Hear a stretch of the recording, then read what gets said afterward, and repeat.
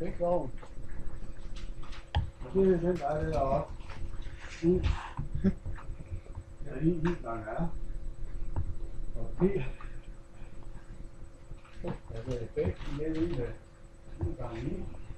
Og hvordan var det så, når du skulle til energi? Nu er jeg huske det.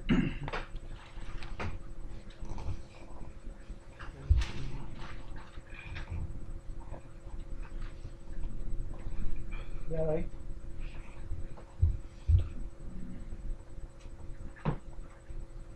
Kan I huske, vi snakkede noget omkring det der begreb, der hedder arbejde?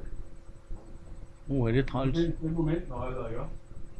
Når jeg skubbede på noget her, jeg skubbede et eller andet, så skulle jeg yde resten kraft for at skubbe på det, ikke? Og den kraft, til gang af den strækning, jeg har skubbet, så har man lige pludselig gået lidt til energi. Hvor er det, havde vi lige? Ikke? Jo. Og det vil sige, hvis du har... Du kan se patter. Ja. Væk her. Hvis jeg har det lige en vis tid, Du er klar? så bliver det også til energi. Og det er det, der hedder... Er du klar? Kilowatt. Er du klar?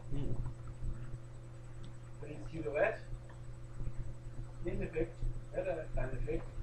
Men når der bliver sat tid på, den effekt i watt, den har virket i en bestemt tid, så bliver det lige pludselig til effekt. Så man ganger altså det, eller undskyld, så bliver der til energi. Altså den effekt, man har i watt, den tid den virker, så måler man det.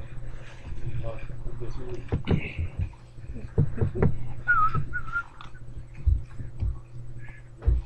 Kan du smule? Vi prøver at gå videre med de der opgaver, jeg har. Omkring effekt. Jeg prøver sådan, jeg vil ikke skrive dem op igen, det er der egentlig ikke til grund til. De står jo der. Et. Hvad?